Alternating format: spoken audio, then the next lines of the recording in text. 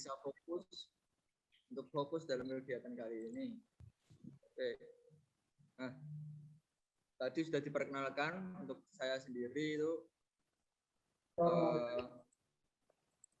Sudah kenalkan, nama saya Wahyu Aditya Yunanto. Biasa kalau dipanggil Adit boleh, dipanggil Mas Wahyu boleh. Terserah saya enaknya. Kalau teman-teman di fakultas juga terkadang manggil saya itu Mas Peyek karena emang terlalu kurus ya. Yang kemarin sempat ketemu. Yang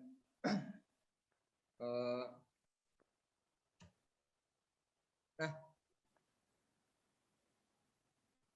sebelum kita masuk ke materinya, kita ya kenalan dulu lah biar lebih dekat dan lebih tahu terkait semuanya. Nah, jadi saya ini masih mahasiswa agribisnis, masih mahasiswa Universitas Aktif semester 6. Ya masih masa-masa KKN saat ini kan. Saya sempatkan waktu untuk sharing-sharing sama teman-teman semua. Nah, pada hari ini kita ini belajar bareng. Kita gak ada namanya mengguri, gak ada ya atas gitu. Yang penting kita belajar bersama. Kalau misal saya ada salah atau gimana atau masih kurang, mas itu kayak nggak gini. Yaudah, bilang disampaikan aja pendapatnya kalian. Kita membuka untuk semuanya. Nah, sebelumnya aku minta maaf dulu untuk Pak dosen pemateri kedua, Pak. Saya mendahului untuk sesi materi kali ini. Siap, gue Mas. Ini antusiasme teman-teman ini saya akui sangat bagus sekali. Bahkan kemarin pun teman-teman semua ini datang ke kebun saya di basecamp saya di sekolah berkebun ceria. Disempatkan datang padahal dalam kondisi yang seperti ini masih disempatkan datang dengan protokol kesehatan yang cukup baik lah. Datang ke sini pakai banyak sekali dan membawakan saya malah saya dibawakan bibit lemon. Waduh, tambah koleksi saya nanti. Nah itu. Saya sangat terima kasih sekali untuk teman-teman semua. Emang bagus sekali dari temanya tuh peluang tabu lampot sebagai upaya pemberdayaan masyarakat. Dan memang pandemi saat ini kita mau keluar itu susah. Terus ya apa yang bisa kita lakukan ya budaya di sekitar rumah, dimanfaatkan pekarangan, manfaatkan lahan kota produktif. Wah, jadi ini bagus. Bahkan kemarin waktu awal-awal ini sharing-sharing pengalaman aja. Pengalaman pas awal-awal masuk pandemi, malah justru biasa ini memang masyarakat Indonesia ini terkenal dengan panik buying. Jadi sangat panik sekali pas waktu awal-awal dia langsung lockdown. Nah itu berburu kebutuhan pangan. Nah justru saya sendiri kan juga nggak hanya di tabu lampot, saya juga di hidroponik. Saya mengelola greenhouse 500 meter persegi di Mijen. Itu juga pas waktu awal-awal pandemi malah itu laku banget. Terus kemudian tabu lampot sendiri malah banyak sekali usaha-usaha yang mulai terbuka dan bahkan dalam 1 minggu itu bisa sampai 2-3 juta 1 minggunya. Nah itu banyak penghasilan dari bibit sama media-media. Nah ini yang menjadi prospek untuk teman-teman juga. Kedepannya kan juga semakin lama ya lahan pertaniannya semakin tergerus, kemudian lahan kalau yang sering memantau isu-isu lingkungan itu biasanya lahan-lahan marginal ini seperti tambang, sisa-sisa tambang, terus kemudian bekas-bekas runtuhan. Nah ini tabu lampot menjadi solusi untuk pemberdayaan, untuk wirausaha, untuk sebuah aksi nyata untuk lingkungan dan untuk meningkatkan pendapatan teman-teman. Nah jadi nggak perlu nunggu kalian lulus dulu. Nah, kita sebelum waktu kita kuliah sudah mencoba untuk memulai. Nah, ini sedikit perkenalan dari Sekolah Berkebun Ceria. Jadi di sini aku nggak membawa nama pribadi, tapi membawa nama Sekolah Berkebun Ceria. Di Sekolah Berkebun Ceria ini platform bergerak untuk mendukung bidang pertanian, khususnya pertanian perkotaan dari hulu hingga hilir. Nah, karena latar belakang saya ini agribisnis, maka itu saya letakkan hulu sampai hilir. Jadi sampai pemasaran kami pelajari, kami sosialisasikan, kami teliti, dan kami selalu kaji. Nah, kami masih baru hitungannya Senin 9 September 2019, itu masih baru, waktu ya hampir masa pandemi itu, waktu puncak, malah justru kalau saya sendiri itu ya ada minus ada plusnya di masa pandemi ya. Yang plusnya tadi ada tambahan, tapi kalau minusnya kita sulit untuk distribusi dan kegiatan untuk lain-lainnya. Nah, ini kami itu ada 3 pendirinya. Yang pertama itu Mas Kemal Abdul Aziz dari Universitas Diponegoro.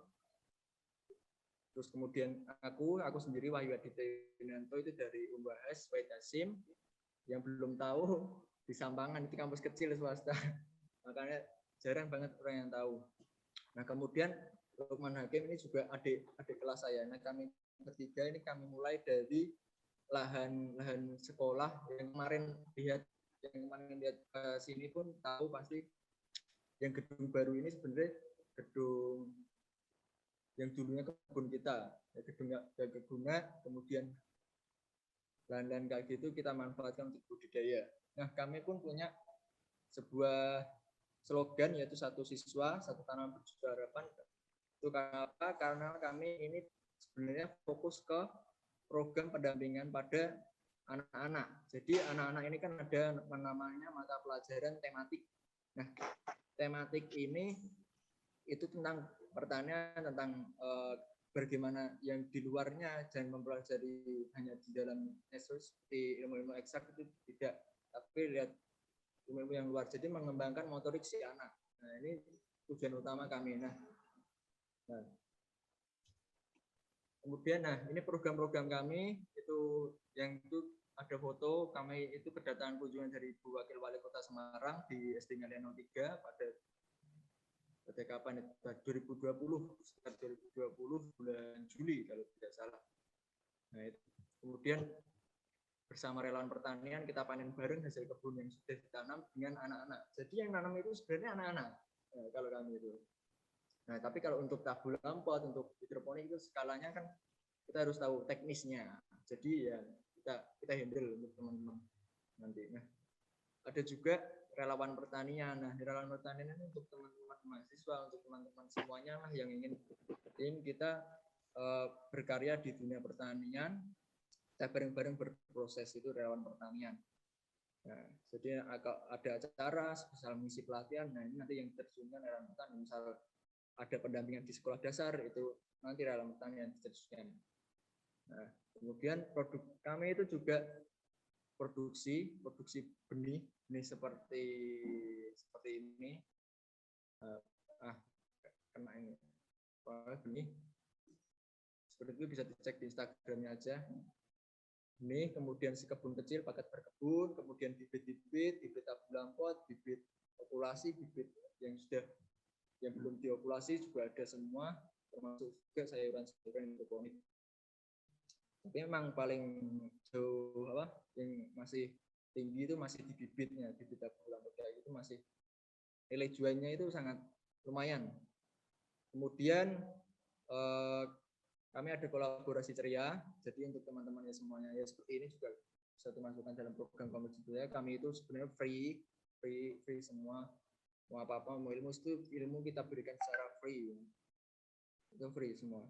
Karena memang ilmu itu ya harganya wah, jadi kita berikan free aja untuk teman-teman semua.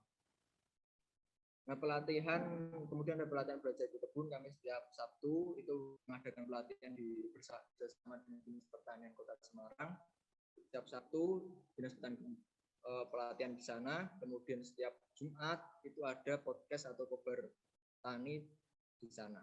Nah kemudian kami juga tak lupa untuk sosial, kegiatan sosial, bakti sosial dengan apa? Yang pertama pembagian bibit berkah, kemudian pembagian hasil panen, kemudian ada seperti program pemberdayaan dalam suatu lingkup, misal kita mengelola KWT, itu dengan keikhlasan dari teman-teman relawan pertanian. Ini semua terjadi, semua sukses dengan teman-teman relawan pertanian, kita nggak bisa apa-apa. Nah, Oke, perkenalan itu sudah. Nanti lebih lanjut kita di belakang nanti sudah dibacakan tadi CV-nya, sudah tahu kontaknya. Kalau mau kontak saya silahkan. Saya selalu standby HP karena saya juga kerangkep di admin. Bisa mungkin saya jawab. Mau konsultasi tanaman pun saya 24 jam. Mau nongkrong di kebun saya di SD yang 3 di Jalan Sari Utara Semarang pun boleh. Silahkan aja, tinggal konfirmasi. Ini teman-teman semuanya kadang sampai malam kayak gitu maupun ngopi di bunga. Nah, saat ini kita ada beberapa poin yang kita bahas, kita kaji pada hari ini. Yang pertama itu tentang peluang tabula pot. Nah, kemudian tahapan budidaya. Nah, makanya kalau kita sudah tahu peluang-peluangnya, kita harus tahu tahapan teknisnya. Nah, memang sebenarnya mudah, tapi cuma kalau misalnya kita asal-asalan hasilnya kurang perfect, kurang bagus lah, kurang memuaskan. Karena kita kan juga misal kalau mau dijual belikan kan kita harus memberikan kualitas yang lebih untuk customer. Kemudian cara perawatan tabula pot, cara mengatasi hama, kemudian manfaatnya tabula pot untuk pemberdayaan. Sebelum kita tahu tabula pot, kita tahu dulu tabula pot itu masuk dalam sistem pertanian yang mana. Nah, saat ini Kementerian Pertanian itu mulai gencar-gencarnya urban farming karena memang sudah tahu bahwa lahan-lahan marginal itu semakin banyak dan lahan-lahan tak produktif itu malah justru lebih banyak. Apalagi di Pulau Jawa atau di Kalimantan. Kalimantan itu sudah mulai, apalagi mau pindah di Kalimantan itu ibu kotanya. Wah, ini kan juga menggunakan lahan yang cukup banyak. Nah, di Jawa itu juga gedung-gedung semua isinya. Jadi ya kita harus gimana caranya, harus bisa menanam, harus bisa kita menghasilkan, harus kita bisa tetap melestarikan alam dengan langkah nyata melalui tabula pot ini. Jadi langkah banyak sekali, salah satunya tabula pot. Nah, ini ada. Jadi pertanian lahan sempit itu termasuk urban farming, kemudian memakan lahan secara intensif, menggunakan lahan yang minim, dengan hasil produksi yang optimal. Jadi keistimewaan dari urban farming ini tidak perlu menggunakan lahan yang luas, apalagi di kota Semarang itu juga terlalu padat dengan penduduknya. Nah, ini ada beberapa, yaitu hidroponik, kemudian aquaponik budidaya ikan dalam ember. Nah, jadi yang kemarin viral-viral itu, kemudian berkebun dengan polybag, vertikultur yang naik ke atas, jadi budidaya itu ke atas. Nah, salah satunya itu tabula pot. Ini yang kita obrolkan pada hari ini. Karena emang masih menjadi sebuah peluang yang nyata karena harganya itu stabil. Kalau harga sayur-sayur itu kan masih fluktuatif atau kita naik turun seperti itu. Nah, kalau sedangkan kita bibit tabula pot itu masih stabil harganya. Nah, ini bisa kita manfaatkan, bisa untuk kita berdayakan. Masih kalau misalnya teman-teman ini kan kemarin tak tanya-tanya kan masih semester 19 atau 20. Mungkin nanti kan kedepannya bisa menjadi program KKN kalian, kuliah kerja nyata kalian. Kalau saya kan ini masa KKN-nya. Ini suara saya terdengar jelas kan? Iya Mas, cuman volumenya kurang terdengar.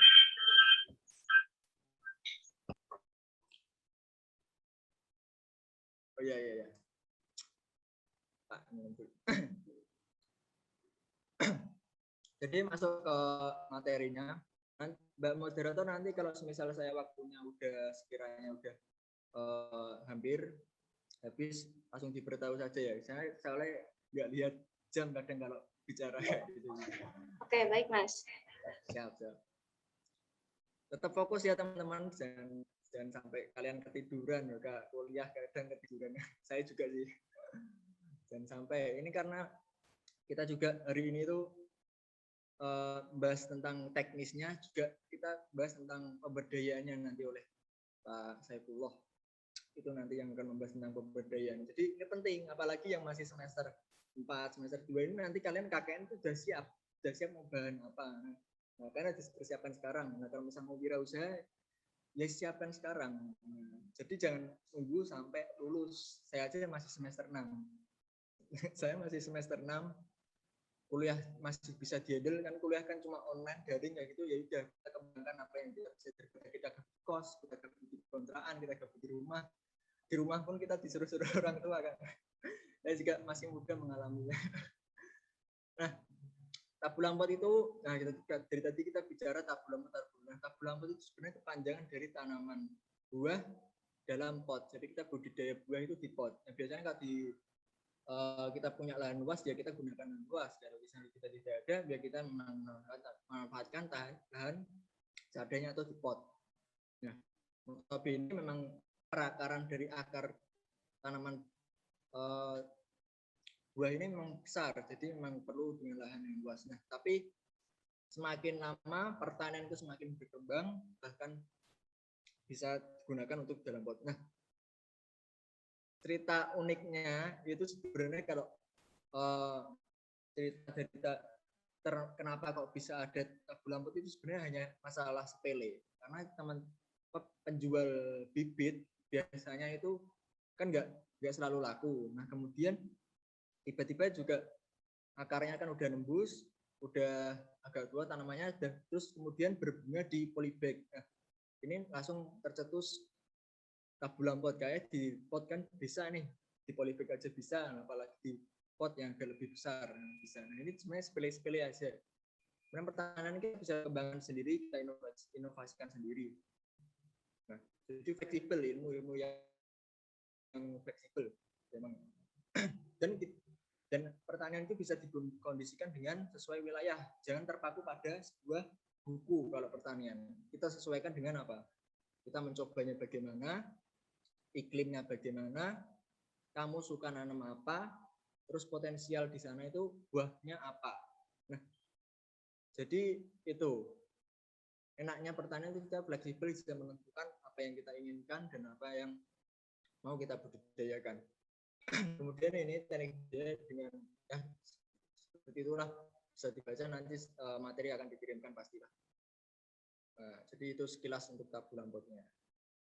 Next, nah ini kita masuk ke peluang. Jadi masih lebar, kalau saya katakan masih lebar karena memang varian buah, terutama di daerah tropis di Indonesia ini kan termasuk daerah tropis, itu variannya sangat variatif. Nah, stroberi itu juga tabu lampot, jangan lupa, juga buah. Stroberi itu bisa dibudidayakan dengan pot, juga bisa. Bahkan harganya juga lumayan pada saat ini, apalagi dijual di lingkungan perkotaan yang sudah besar seperti Semarang, terus perkotaan besar juga lumayan digunakan untuk penjualan.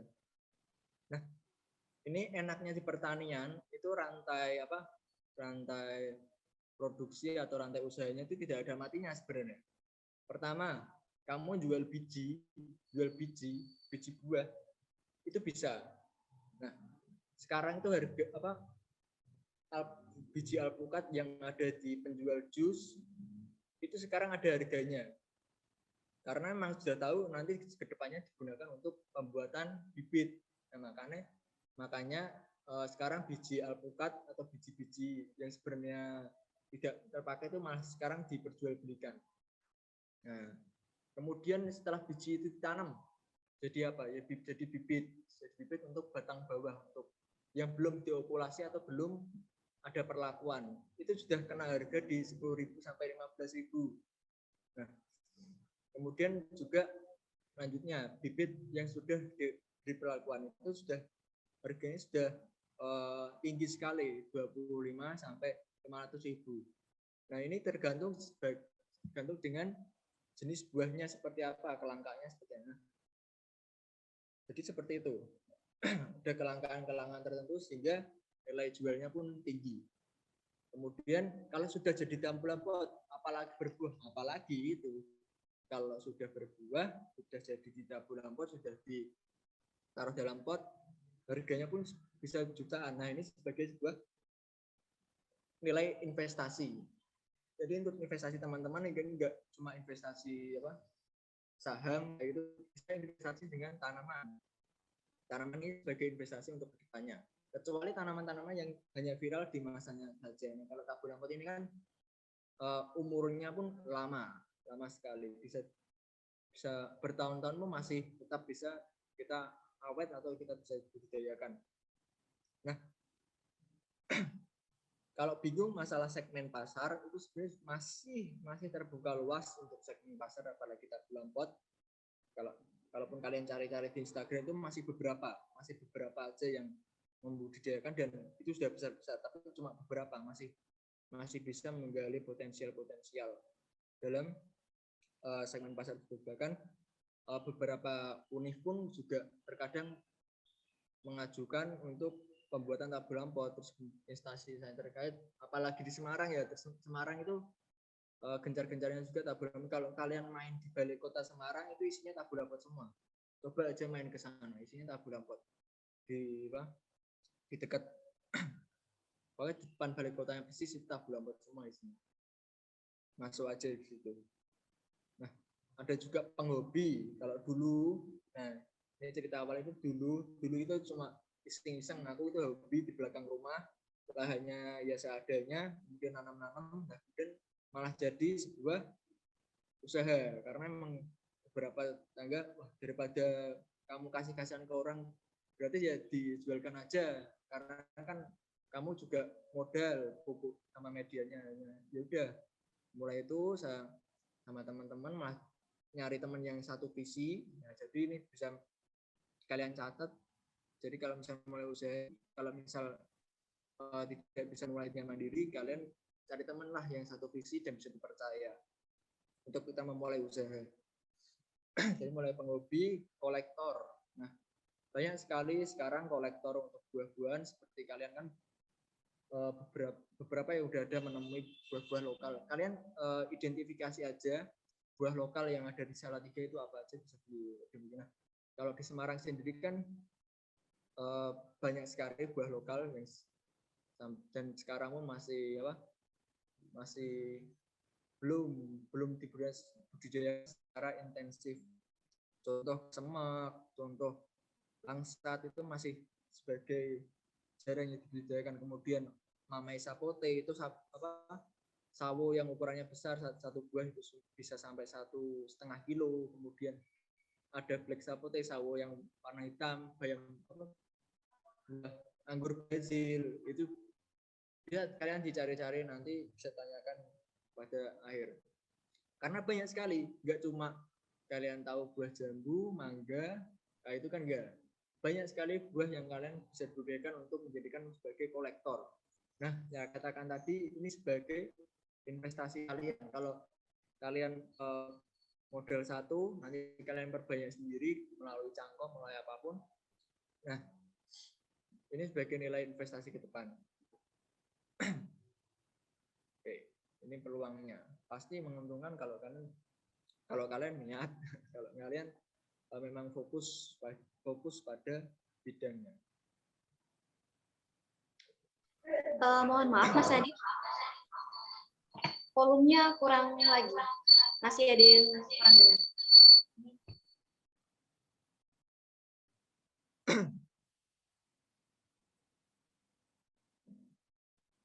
Oke, ini sinyal di sini agak putus-putus. Terus kita masuk ke tahapan budidaya. Jadi tadi sudah kita tahu peluangnya.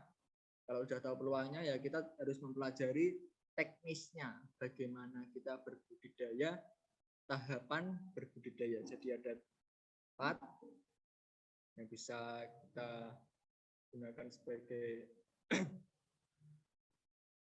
acuan budidaya.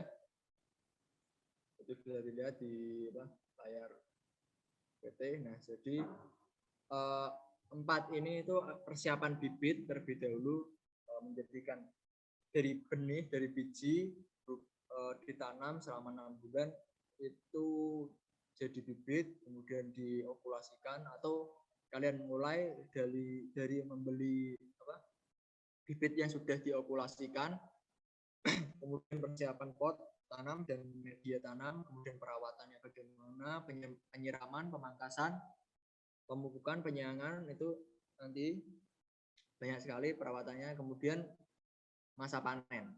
Ini beberapa tahapan. Jadi ada 3 tahapan, ada 4 tahapan yang bisa kalian lakukan.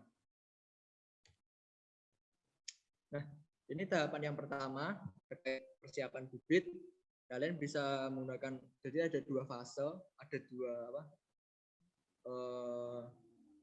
2 cara, yaitu generatif dan vegetatif.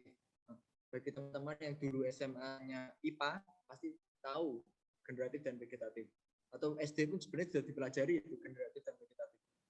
Nah, dari generatif itu kalian budidaya tanaman dari biji. Jadi dari biji terlebih dahulu, kemudian kalian lakukan langkah berikutnya untuk mempercepat. Jadi fungsinya, kalau saya katakan ada bibit ovulasi, fungsinya di ovulasi atau disambung itu ya mempercepat pertumbuhan buah.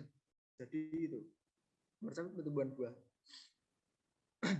Jadi yang kalau dari biji itu pasti lama, pasti bertahun-tahun atau sekitar 5 sampai 6 tahunan, 5 sampai 6 tahunan untuk biji. Ya, kalau misal kita melakukan dari biji. Kemudian ada fase vegetatif. Itu cangkok.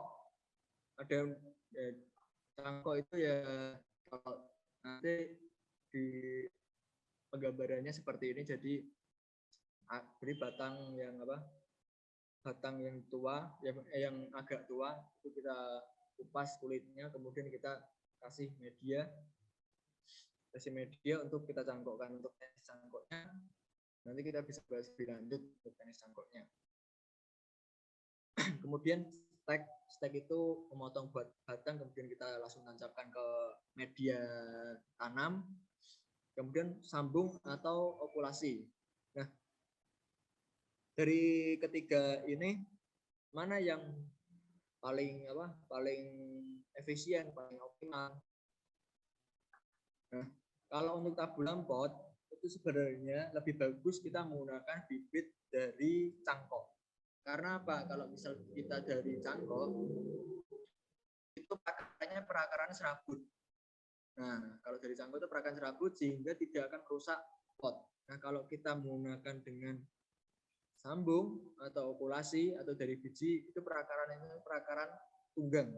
Nah, tetapi kalau kita menggunakan cangkok itu penyediaannya jarang.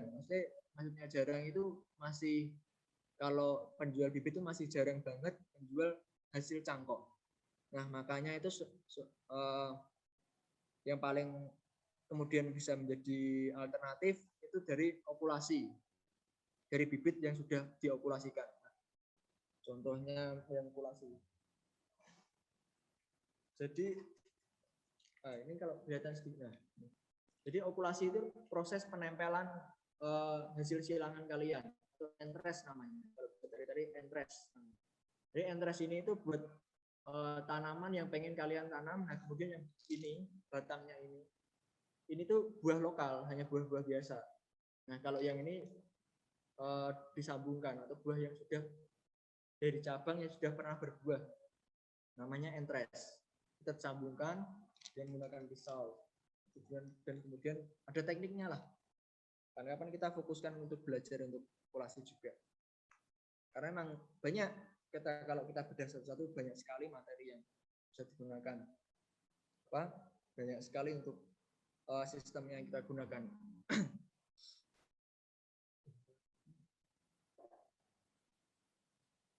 Nah, itu tadi bisa menggunakan ovulasi. Jadi ovulasi itu proses penyambungan. Nah,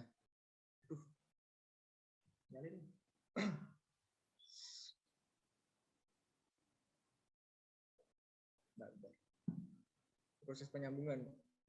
Jadi untuk teman-teman siapa yang catat tangan, saya catat aja, karena banyak sekali yang saya sampaikan, dicatat saja, karena banyak sekali yang saya sampaikan itu tidak tertulis di PPT, bisa dicatat aja.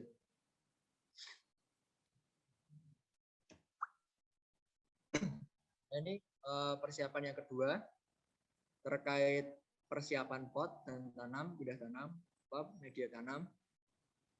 Itu kalau kalian menggunakan media tanam itu sebenarnya sesuaikan dengan kondisi lingkungan dan sesuaikan dengan kondisi daerah masing-masing. Nah, kalau saya biasanya pakainya itu tanah dicampur sekam bakar, lebih utama sekam bakar dan sekam mentah, kemudian pupuk. Kalau ada pasir lebih bagus. Lebih bagus kenapa? Buat bawah sih, itu buat dasaran kalau pasir. Kalau dicampur beberapa tanaman saja.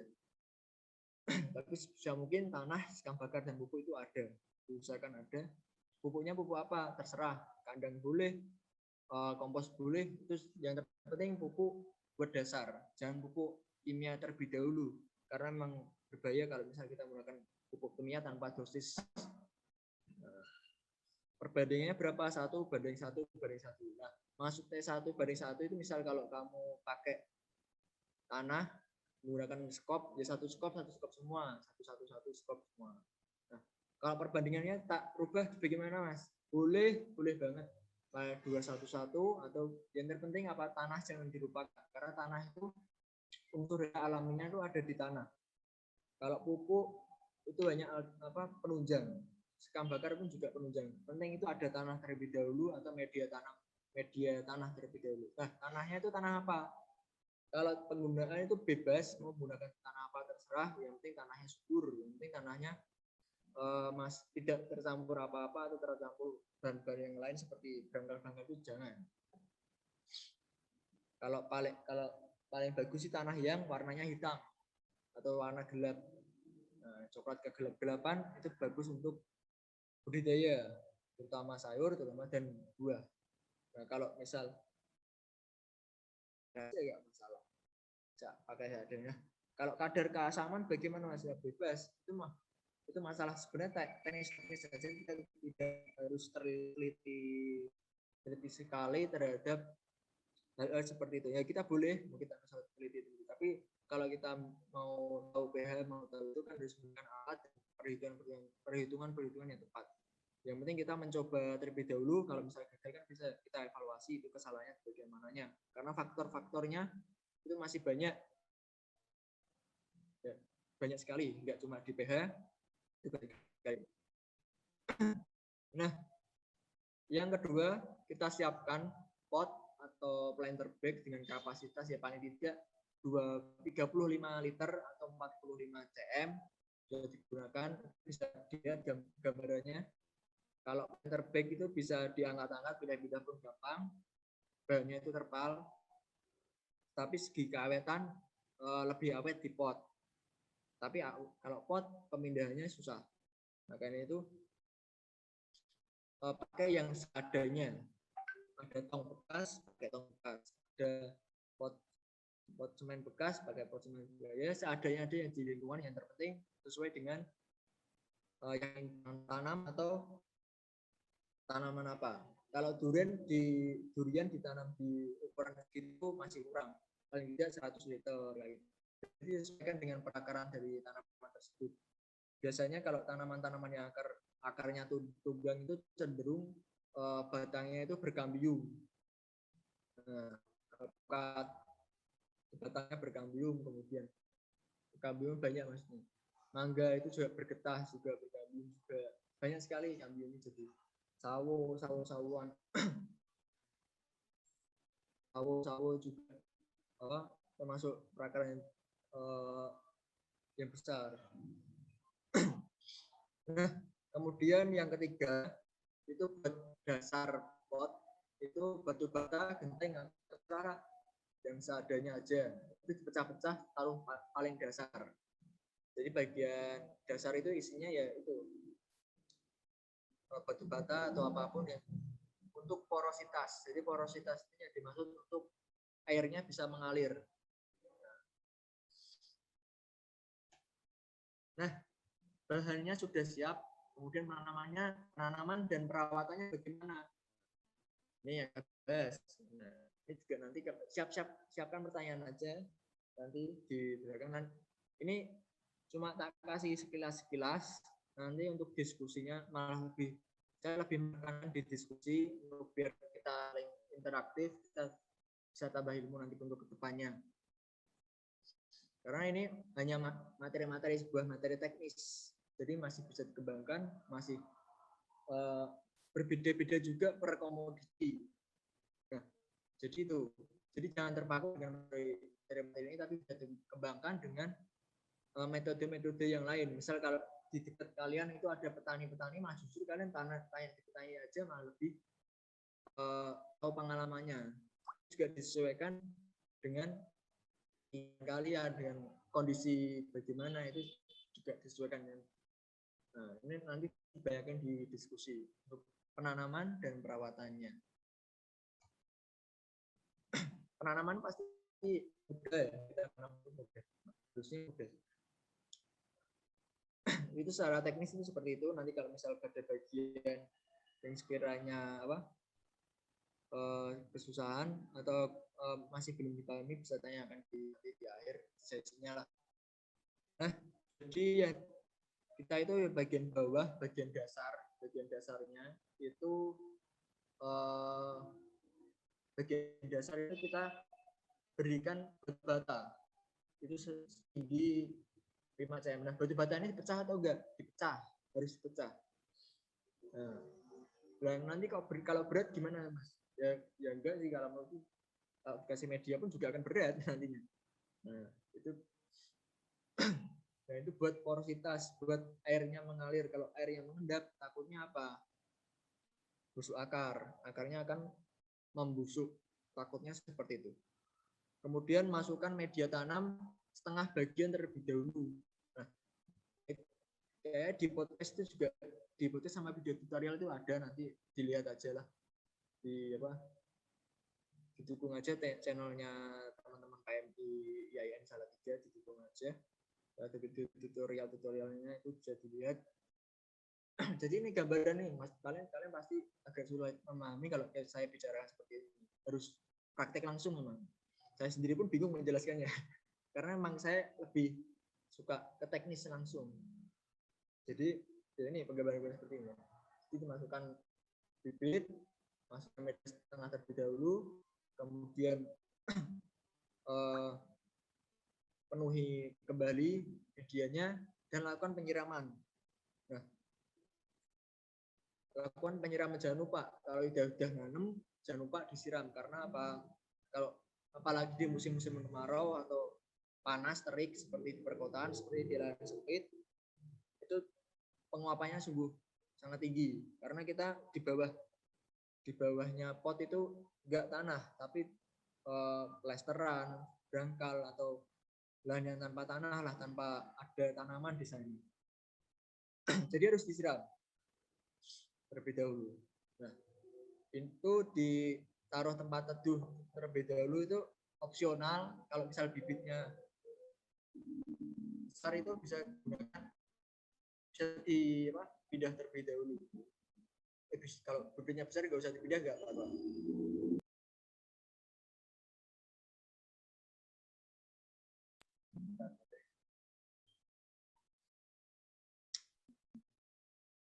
Nah, tak lanjut ya. Penanaman.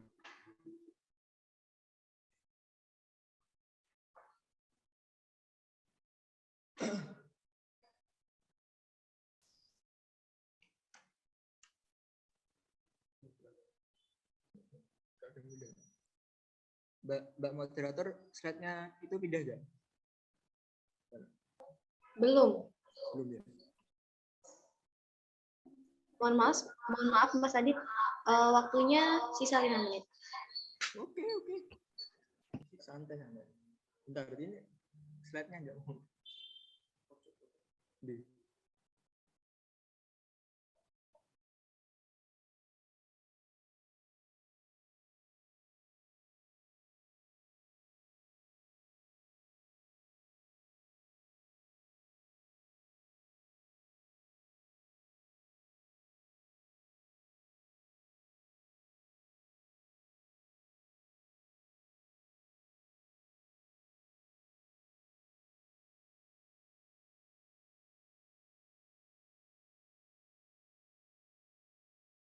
Teknis kayak gini tuh, nanti tanyakan aja.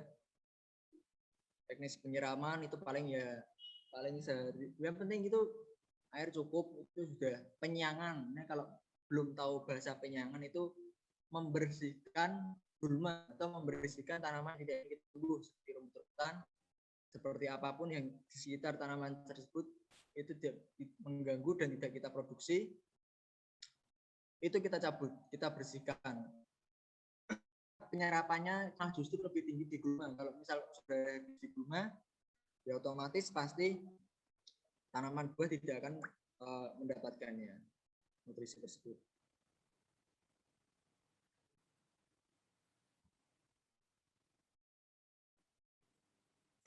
Nah ini pemangkasan, itu pemangkasan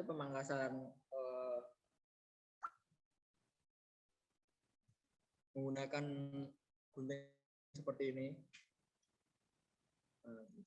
Jadi harus gunting yang tajam kalau kita melakukan pemangkasan, ya mulai bisa dipangkas itu setelah 2 bulan setelah tanam, itu mulai bisa dipangkas. Nah, ya saya bikin gambaran sedikit-sedikit lah biar tahu. Jadi biar tahu mana yang harus dipangkas, itu ini yang saya kenalkan, ini batang utama, ini primer, dan paling atas sendiri itu ada cabang lagi namanya cabang sekunder. Nah, yang kalian potong itu di cabang primer yang ini. Nah, nanti biar apa tubuhnya dia pendek. Nah, katakan pemangkasan bentuk. Nah, kita mulai membentuk itu dari kecil seperti ini, kita bentuk agar dia tubuhnya itu pendek. Nah, jadi itu pemangkasan itu penting. Terkadang kalau saya ngisi pelatihan itu apa ibu-ibu atau bapak-bapak yang kasih materi pemangkasan itu, wah gimana mas dipotong kayak gitu. Nah, makanya itu kita harus tegas sedikit lah, ini kan juga buat perawatan, bahkan manusia pun juga butuh pemangkasan rambut kan biar lebih rapi. Nah ini pemupukan secara kimia, ini tinggal kita lihat dari dosis. Kalau kalian beli pupuk kimia itu sudah ada di bagian belakang, itu sudah ada cara penggunaannya, cara dosisnya kita gunakan. Jangan sampai digunakan semuanya. Nah, untuk penyimpan paling ya sedikit aja lah, 3 sendok untuk apa 1 liter itu untuk sedikit aja penggunaan untuk kimia. Nah itu tergantung dari tanamannya apa, itu sesuaikan dengan pemupukan dan kemudian alternatif kalau kalian ini meresapinya itu pemupukan untuk dari alam kembali ke alam, jadi dari buah-buah busuk, daun-daun kering itu kembali lagi ke alamnya lagi. Jadi ini konsep pertanian yang organik atau ramah lingkungan.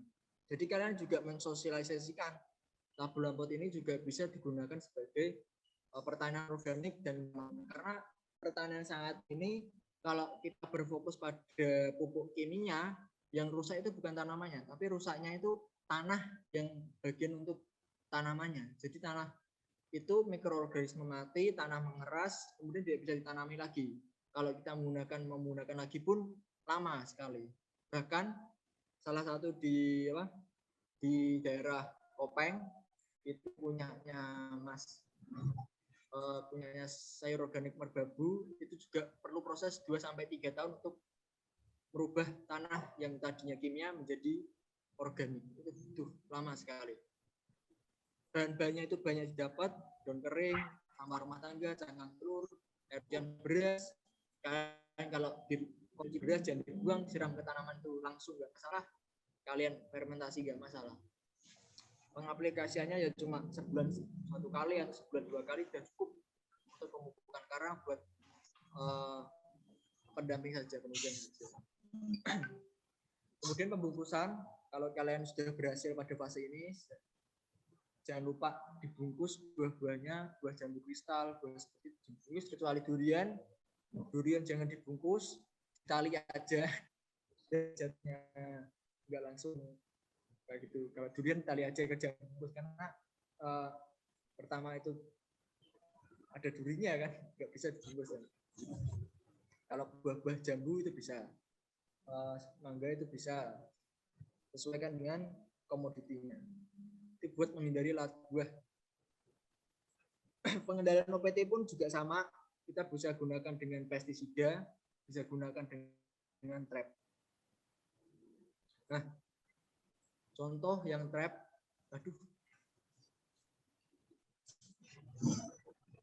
tapi diberi. Trap itu seperti bunga-bunga, seperti itu. Refugia itu bunga-bunga, seperti itulah. Jebakan-jebakan itu bisa cari yellow trap, itu banyak sekali di Google untuk cara penggunaannya dan pembuatannya. Reporting, kalau misalnya kalian potnya udah kekecilan itu bisa ganti dengan pot lebih besar di ada fase-fase waktunya. Kemudian panen, kalau umurnya paling minimal itu biasanya kalau tanaman buah itu bisa 1 tahun minimal. Kalau seperti durian 3 tahunan lah minimal itu. Ada fasenya. Dan kriteria panen sesuaikan dengan keinginan dan keinginan customer dan keinginan kalian. Nah, ini sudah di akhir slide. Jadi pemberdayaan masyarakat melalui tabel lambat itu manfaatnya itu banyak. Tuh, saya kalian lihat. Kalian lihat itu meningkatkan pendapatan masyarakat paling utama, terus menjaga ketahanan pangan dan gizi. Nah, karena buah-buahan itu sebagai pengganti lah, bisa dikatakan pengganti diversifikasi pangan selain dan mencukupi kebutuhan gizi, kemudian kelestarian lingkungan, alam hijau, terus kemudian lingkungan indah lah, terus menjaga ketersediaan buah lokal dan endemik. Nah ini kalau teman-teman ingin mengkoleksi atau ingin mempertahankan buah-buah lokal, nah itu. Kemudian memanfaatkan lahan tak produktif, marginal, gas tambang, gedung itu bisa dimanfaatkan semuanya sehingga pemberdayaan ini masih terbuka luas dan belum bisa dimanfaatkan dengan optimal. Apalagi teman-teman mahasiswa masih semangat, semuanya dimanfaatkan aja. Paling penting itu menjaga kualitas udara sekitar lingkungan, apalagi perkotaan itu sudah polusi semua, jadi kita harus jaga kualitasnya. Pemberdayaan itu sebenarnya pelatihan mau ide buah terserah, itu bebas. Cara-cara kalian sesuaikan dengan kalian. Nah, ini ada nasihatani dari Pak Soekarno, itu hidup matinya sebuah bangsa, sebuah negara ada di dalam sektor pertanian tersebut. Karena kita manusia itu masih butuh makan, masih sampai H-2 kiamat pun kita masih butuh makan kan. Namanya manusia masih butuh makan, masih butuh gizi untuk kita konsumsi. Dari kata-kata sangat mengena dari Pak Soekarno, Presiden proklamator. Oke teman-teman semuanya, saya cukupkan dari saya.